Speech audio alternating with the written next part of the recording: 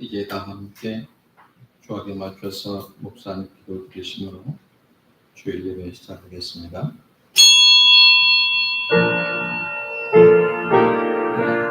오직 너희는 믿음과 말과 지식과 간절함과 우리를 사랑하는 이 모든 일에 풍성한 것 같이 이 은혜에도 풍성하게 할지니라. 여호와 하나님을 경외하는 자에게 축복이 있기를 인도하시는 하나님, 지난 한 주간도 축복의 약속대로 육신대로 살지 않고 성령의 인도함 받아 살게 하신 은혜에 감사드립니다. 성령의 인도함 받아 걸음이 실족하지 않기를 원합니다. 예수 그리스도 은혜로 하나님을 아버지라 부르는 특권도 감사드립니다. 강자를 품에 안으신 하나님 아버지의 지극하신 사랑으로 인자하여 주옵소서. 아직도 인간의 생각과 육신의 법을 따라 살고 있습니다. 이 자리에 참석한 모든 자녀들이 심령에 성령께서 불꽃처럼 임하여 주님의 형상을 이루어가게 하옵소서. 예수님의 이름으로 기원하옵나이다. 아멘. 찬송가 23장.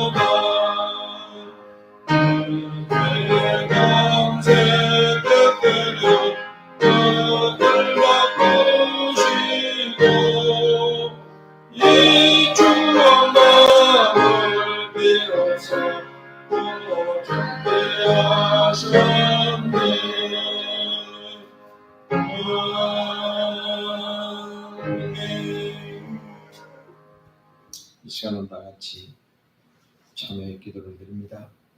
성령 받은 사람은 예수님의 마음을 품은 사람들입니다. 문제는 가정에서, 교회에서, 세상에서 예수님의 마음으로 성실하게 일하지 않기 때문에 사람들의 비난의 대상이 됩니다. 그런 사람이 바로 내가 아닌가 반성하며 참여하는 기도를 드리겠습니다. 거룩한 삶을 살도록 생명의 교제를 원하시는 하나님, 죄악의 도성에 들어온 밤의 진을 두지 않고 새날을 맞이해서 다시 회개할 수 있는 기회를 주신 은혜 감사드립니다. 멸망의 길을 걸어갈 때 인생 막대기를 막아 생명의 길로 인도하심을 찬양합니다. 아직도 주님을 영접하지 않는 세상의 왕고함을 용서하옵소서.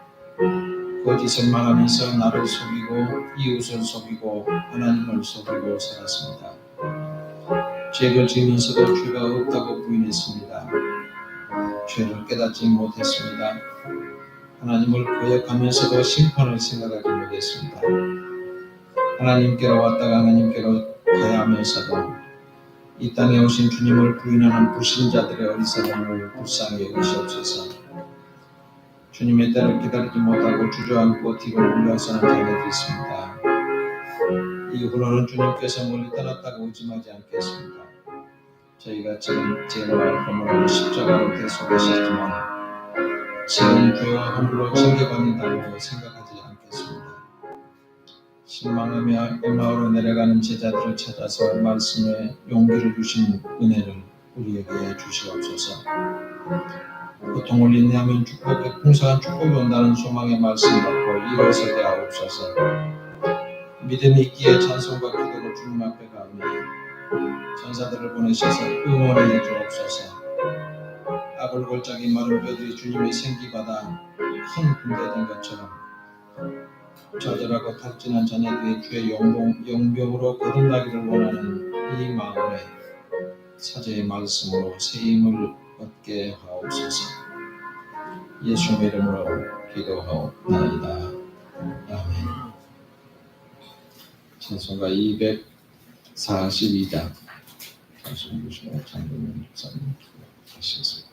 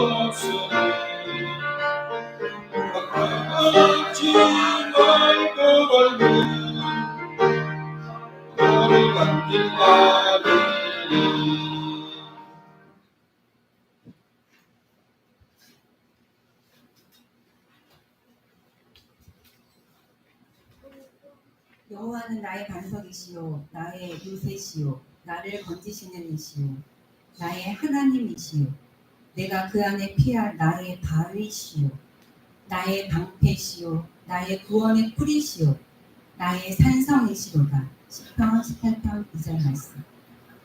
사랑과 은혜가 충만하신 하나님 아버지, 저희들의 삶의 주인 되시며 모든 만물을 주관하시는 하나님 아버지를 찬양하고 경배합니다. 지난 한 주간도 주님의 보호하면서 살게 하시고 오늘 이 시간 주님 전으로 인도하사 예배드리게 하시니 감사드립니다. 이 시간 신령과 진정으로 예배드리오니 저희들의 찬양과 기도를 기쁘게 받아주시옵소서. 지난 일주일간의 삶을 되돌아보며 주님의 말씀대로 살지 못하고 교회에 출석만 하며 세상 사람들과 구분되지 않게 살았을지라도 어여삐 봐주시사 지금 이 시간이라도 진실되게 회개하게 하시고 주님께서 모든 죄를 용서하여 주시기를 간절히 바라옵니다. 주님께 모든 죄를 용서받았음을 믿고 고백하며 변화된 삶을 살게 하옵시고 한층 성숙되게 하옵소서. 자기의 유익만을 위해 사람을 이용하고 험담하며 시기하고 질투하지 않게 하시며 무례하지 않고 정직하며 사람을 귀하게 여기며 주님의 말씀에 따라 사람을 행하며 살게 하옵소서. 저희 나라를 사랑하시사 무사히 새로운 대통령을 선출하게 하시니 감사드립니다. 새로운 지도자를 통하여 지혜를 더하여 주시사 나라가 안정되게 도와주시며 하나님의 뜻이 이 나라에 이루어지게 하옵소서. 이 나라의 미래가 될 우리 자녀들을 축복하여 주시고 믿음 있는 자녀들로 이 땅에 선한 영향력을 행사하는 귀한 일꾼들로 자라게 하옵소서. 오늘 말씀을 전하시는 목사님을 성령으로 채워주시사 주의 말씀을 담대히 전하게 하시며 목사님의 가정과 사역 위에 함께하여 주시사 한없는 축복을 내려주시옵소서. 악한 자들이 주변에서 끊어지고 선한 자들이 주변에 넘치게 하옵소서. 오늘 예배를 통하여 모든 성도들 상처받은 마음들 치유받게 하시고 육신의 질병들 모두 치료하여 주시며 모든 기도 제목들 하나하나 응답받는 놀라운 역사가 이루어지게 하옵소서.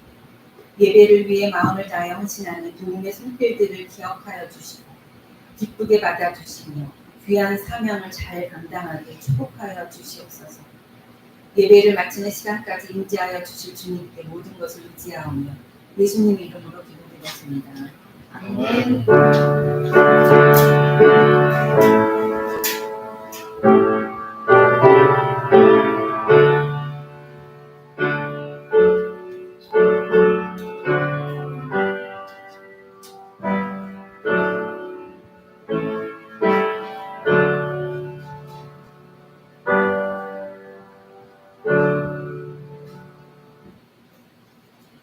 오늘 아침 우리에게 주신 하나님의 말씀은 요한복음 제14장 21절부터 26절입니다.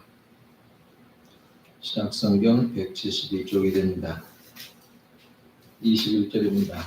나의 계명을 지키는 자라야 나를 사랑하는 자니 나를 사랑하는 자는 내 아버지께 사랑을 받을 것이요 나도 그를 사랑하여 그에게 나를 나타내리라. 가로신 아닌 유다가 이르되 주여 어찌하여 자기를 우리에게는 나타내시고 세상에는 아니하려 하시나이까. 예수께서 대답하여 이르시되 사람이 나를 사랑하면 내 말을 지키리니 내 아버지께서 그를 사랑하실 것이요 우리가 그에게 가서 거처를 그와 함께 하리라. 나를 사랑하지 아니하는 자는 내 말을 지키지 아니하나니 너희가 듣는 말은 내 말이 아니요 나를 보내신 아버지의 말씀이니라. 내가 아직 너희와 함께 있어서 이 말을 너희에게 하였거니와 보혜사 곧 아버지께서 너희 이름으로 보내신 성령 그가 너희에게 모든 것을 가르치고 내가 너희에게 말한 모든 것을 생각나게 하리라. 아멘.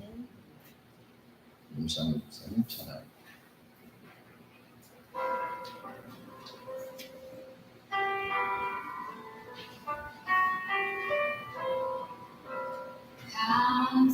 감사해 시험이 닥쳐올 때 주께서 인도하시니 두려움 없네. 또 감사해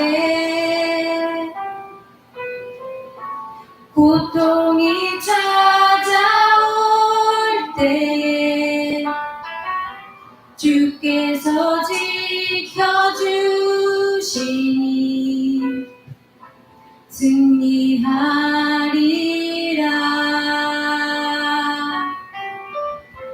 나의 모든 생활 속에서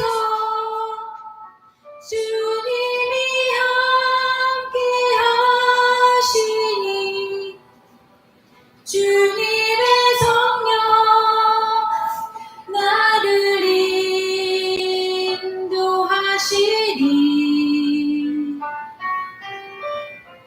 시험이 나를 찾아올 때 주님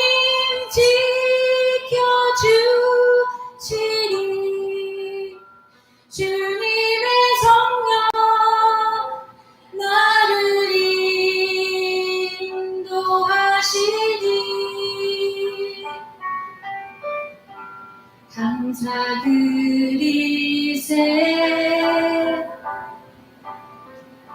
시험이 닥쳐올 때 주께서 인도하시니 두려움 없네. 또 감사해. 고통이 찾아올 때 주께서 지켜주시니 승리하리라.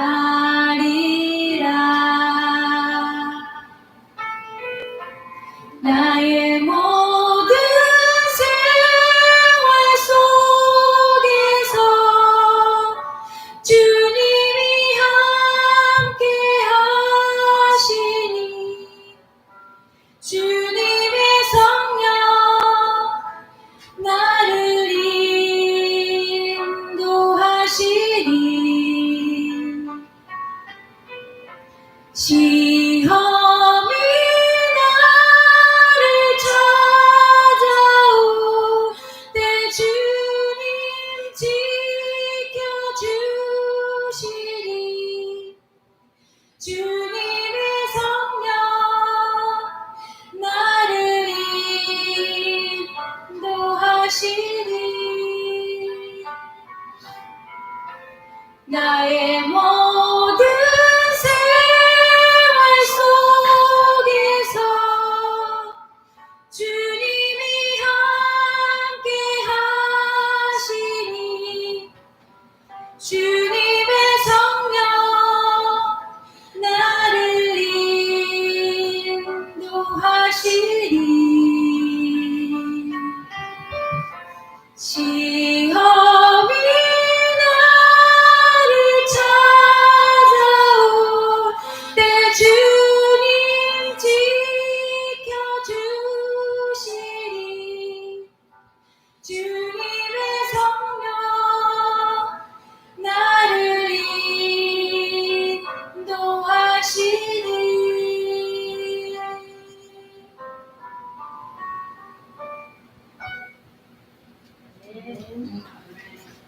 감사합니다.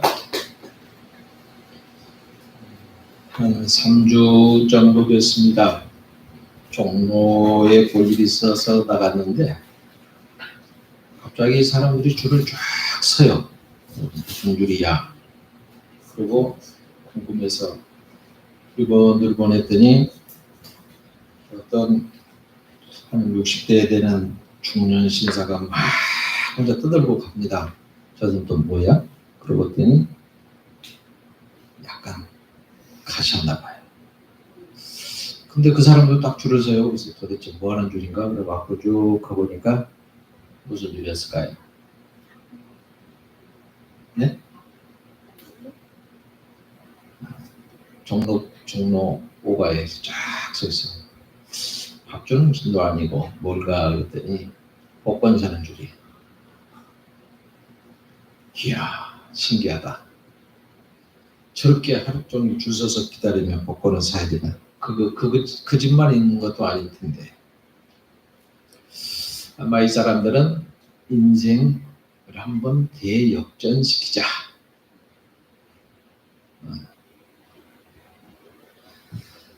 그런 마음이 굴뚝 같은 사람들이 아마 살 겁니다. 그런데 저도 한번 쏘갔어요. 어떤 사람이 난데없이 전화를 해서 복권을 당첨되게 해주겠대요. 6개월 안에 반드시 2등까지는 되게 해주겠대요. 그게 말이 되나? 어떻게 대부를 알았습니까? 그렇게 했더니 여차여차해서 알았는데 운이 좋대요, 제가. 그러니 반드시 당첨되게 해드리겠습니다. 그래서 제가 뭐라고 할게요? 그렇게 반드시 당첨되면 당신이나 하세요. 그리고 계속해서 전화가 옵니다. 모든 사람들이 요즘에는 그 보이시피스인가 그것도 하도 많고 웬만하면 전화를 받지 않습니다. 그런데 혹시나 누가 누구를 소개하려고 하나 그러고 받아보면 역시 그런 전화입니다. 왜 이렇게 경제가 어려워지면 어려워질수록 한 방에 바꿔보려고 하는 사람들이 많아졌어요. 그런 생각을 가진 것이 잘못은 아닙니다. 근데 문제가 있지요. 방법론에 문제가 있습니다. 로또 복권을 만들면서 뭐라고 했어요? 구호. 인생 대역전. 어떻게 불로소득으로 인생을 역전할 수 있어요? 그러니까 그런 사람이 만약에 당첨이 돼서 역전돼도 몇 년 못 가고 다시 그 자리에 와 있습니다. 왜 그럴까요? 사는 방법이 그러니까 그렇게 살 수밖에 없는 거예요. 그래서 예수 믿는 사람들은 유혹이 와도 거기에 넘어가면 안 됩니다. 그리고 또 변명하는 게 뭐라고 합니까? 그건 자선사업 하는 거야. 내가 10,000원어치 사면 그 로또 기금으로 많은 어려운 사람 도와주니까 자선사업 하는 거야. 그 위안을 주기 위한 구호죠. 물론 그 자선사업도 했어요. 초창기에 제가 사회복지 강의를 많이 하는데 우리 학생들이 그러더라고요. 교수님 2억 5천만 원 준다는데 받아요 말아요? 그러더라고요. 뭘 주는데? 복지사업 하라고 2천만 원씩 그 양로원하고 요양원 하나고 준대요. 요양원 시작하기 전입니다. 받으세요. 달라고 하면 어떡하고요? 준다고 하면 받으세요. 받아서 용도로 쓰세요. 그랬어요. 저는 아무 정보 없이 그랬습니다. 그때 2억 5천 원 받아서 땅 사고 집 지었고 다 했어요. 몇 년 전에 그 학생들이 교수님 이거 이제 준대요. 그냥 준대요. 근데 소송에서 우리가 이겼어요. 10년 동안 하라고 했는데 10년이 됐으니까 달라 그러니까 못 줘. 주어에서 소송했는데 이겼대요. 다 자기 것 됐죠 이제. 그런데 중간에 한 분이 목사님이 교수님 나는 제때 집 안 지었다고 뺏겼어요. 그 미친놈들 왔네. 왜 그걸 가져갖고 자기가 쓸 일이 있을 데가 없는데 원래 법이라고 하는 게 이런 용도로 몇백억을 로또 기금에서 쓰겠다라고 했으면 그 일을 다 해야지 중간에 안 했다고 뺏어가면 안 되는 거거든요. 그래서 주세요. 걱정하지 말고. 나중에 4억 줄 거예요. 4억 5억 바꿨네. 그랬어요. 진짜요? 우리 동네에 몇 사람이 뺏겼어요. 그러더라고. 여주 이천인데. 그거 다시 줄 거예요. 좀 기다려보세요. 그랬어요. 제가 집행하는 사람 같죠. 근데 나중에 진짜 5억 주더래요. 다 뺏어놨는데 이제 큰일 났어요. 공무원들이 잘못해서 뺏어놨는데 그 목적으로 줬는데 네가 뺏으면 빨리 줘. 그러니까 어떻게 너 할 거야 안 할 거야? 할 거야 안 할 거야 물어봐서 한다고 하면 5억씩 줘. 많이 뺏어놨어요. 그래서 그 양반은 엄청나게 건물 크게 지어서 5억 받아서 지금은 요양원으로 바꿔갖고 신나게 잘하고 있지요. 그런 걸 처음에 복권해서 주면서 그렇게 이제 국민들에게 정부가 사기를 사행심이죠. 권장하는 거냐 학을 면하기 위해서 그 일을 했던 겁니다. 그러면 복권의 의미가 남을 도와주는 거다. 남을 돕고자 한다고 하면 작은 금액이나마 많은 복권 살라고 했으면 많은 부재비로 쓰는 게 우리 성도들의 마음가짐이어야 됩니다. 그런데요, 왜 느닷없이 아침에 그런 얘기를 하시나? 예수 믿는 사람에게는 언제나 인생을 대역전시킬 문이 열려 있습니다. 그리고 하나님 아버지의 소원은 인생이 역전하는 것을 기다리고 계십니다. 그러면 인생을 역전하려고 하면 무엇을 어떻게 시도할 겁니까? 오늘 본문에 보면 보혜사 성령에 대한 약속이 소개됩니다. 바로 우리가 성령 충만한 것이야말로 우리의 인생을 변화시킬 만한 능력이 된다는 겁니다. 15절부터 21절까지 보니까 너희가 나를 사랑하면 내 계명을 지키리라 그랬죠. 내 계명을 가지고 지키는 자라야 나를 사랑하는 자니 나를 사랑하는 자는 내 아버지께 사랑을 받을 것이요 나도 그를 사랑해서 그에게 나를 나타내리라 그랬어요. 여기 말씀처럼 주님을 사랑하는 사람에게 주님은 함께 하시고 성령께서 보혜사로 함께 하실 것이다 약속하셨습니다. 예수님께서 베드로에게 네가 이것들보다 나를 더 사랑하냐 물었습니다. 네, 내가 주님 사랑합니다. 정말로 네가 나를 사랑한다고? 네, 사랑합니다. 아니 진짜로?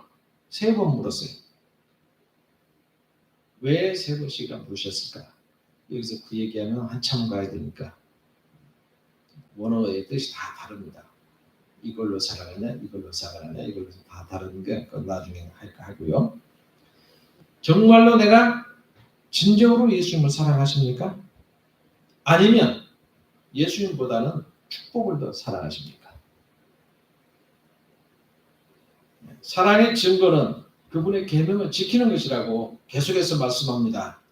이 나의 계명을 가지고 지키는 자라야 나를 사랑하는 사람이다 라고 말씀합니다. 나의 계명을 가지고는 뭐예요? having이죠. having, 가지는 것. 그리고 지키는 것은 keeping이라고 하는 거죠.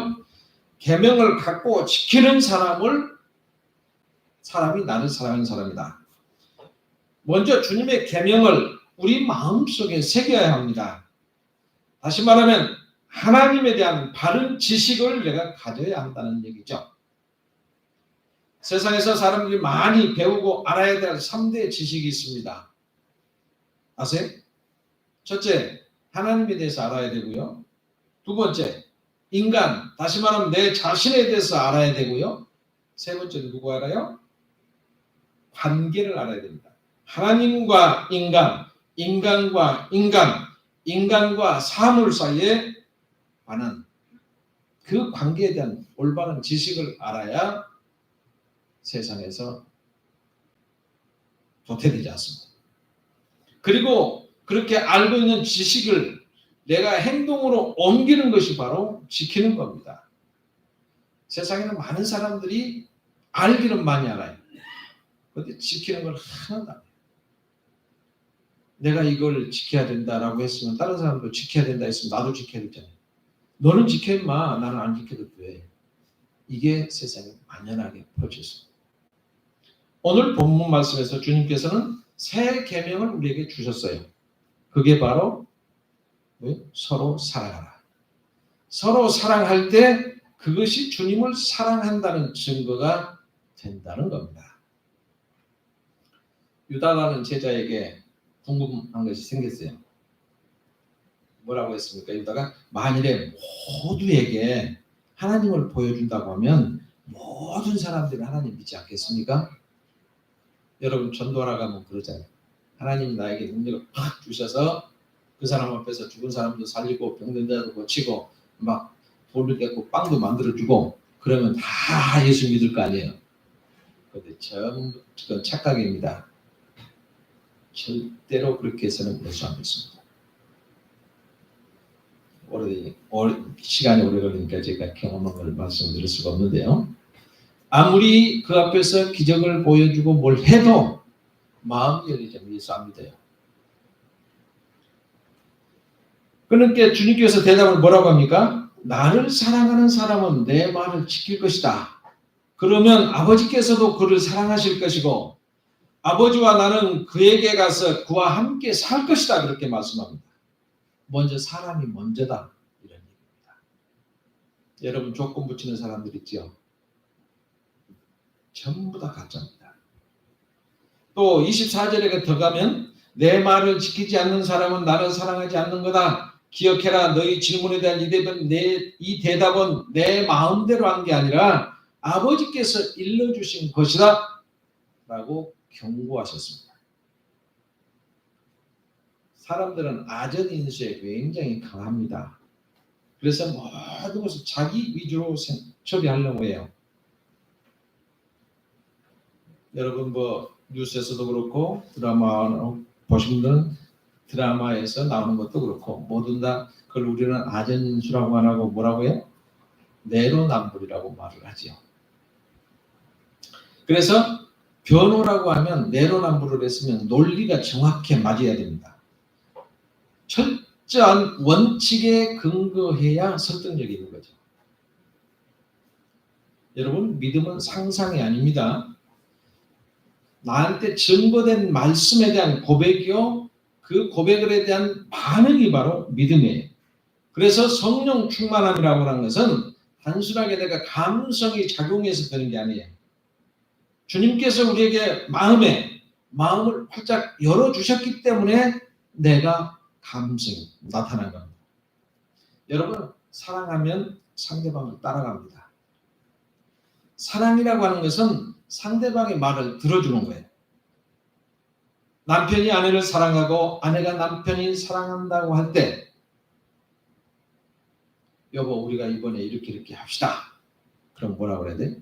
여러분 뭐라고 답변합니까? 혼자 하세요? 나는 상관없어요. 뭐 이렇게 하자고 그렇게 알아서 하라고 난 몰라요. 그러면 진정으로 사랑하는 사람들입니까? 사랑하면 상대방의 말에 동의하고 그 뜻에 맞춰줍니다. 그리고 상대방을 따라갑니다.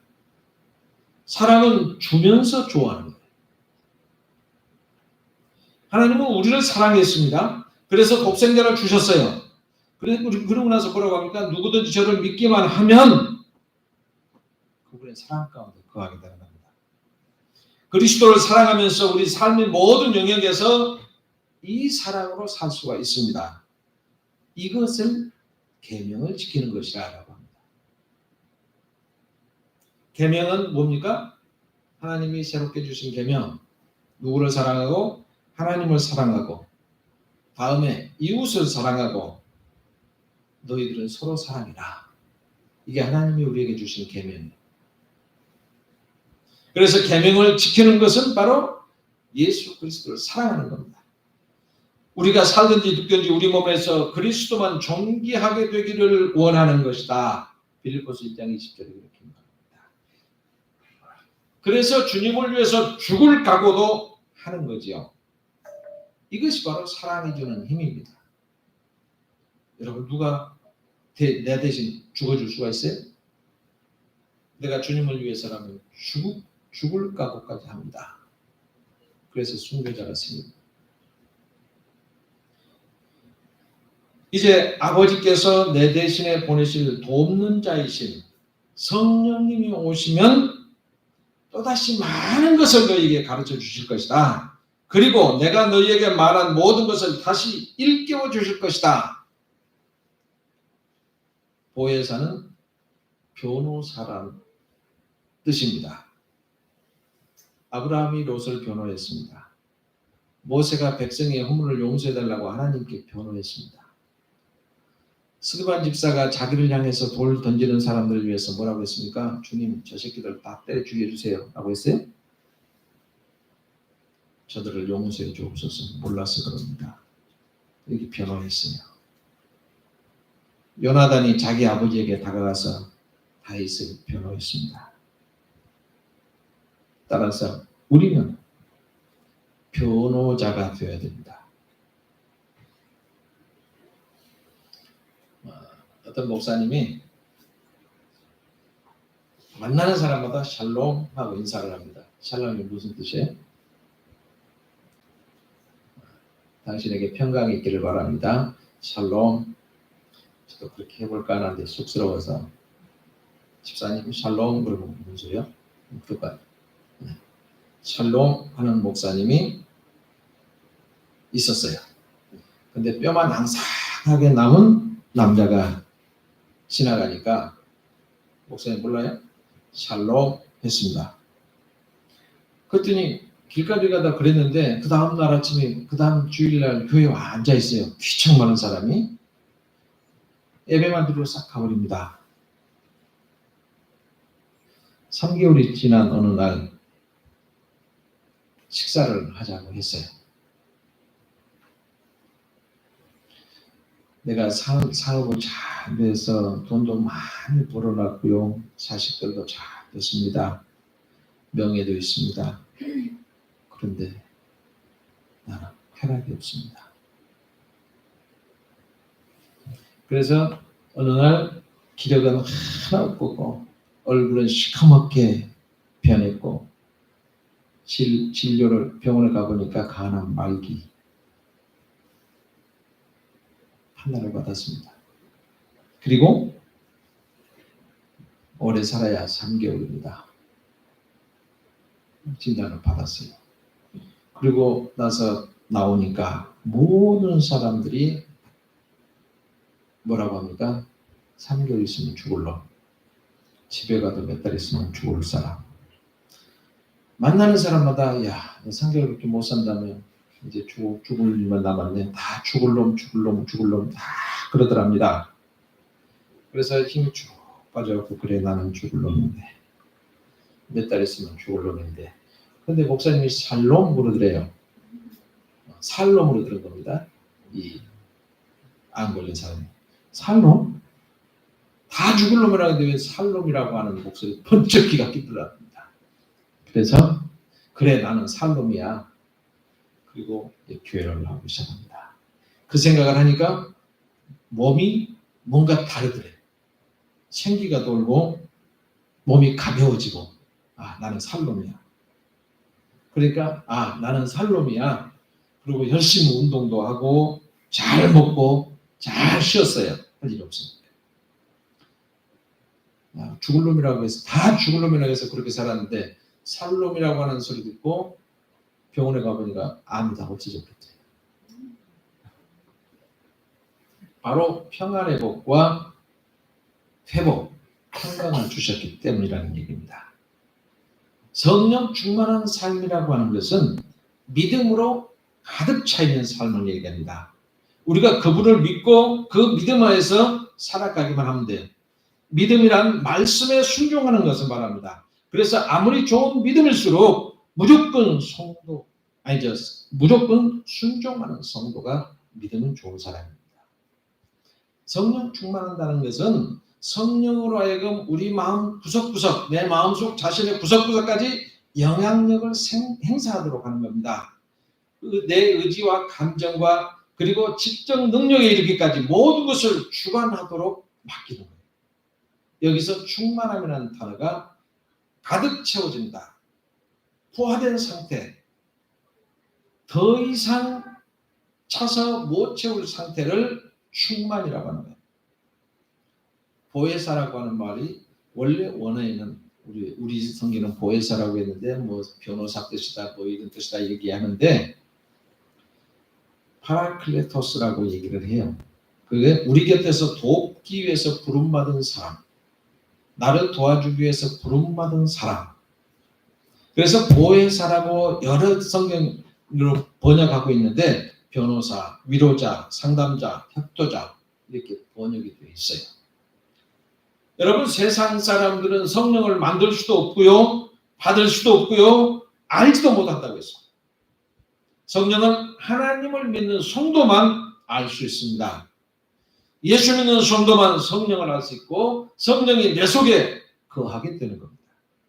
성령이 내 속에 거하신다라고 하는 것은 내가 주인이 아니고 이제 내 주인은 하나님, 성령님의 내 삶의 주인이라는 뜻이에요.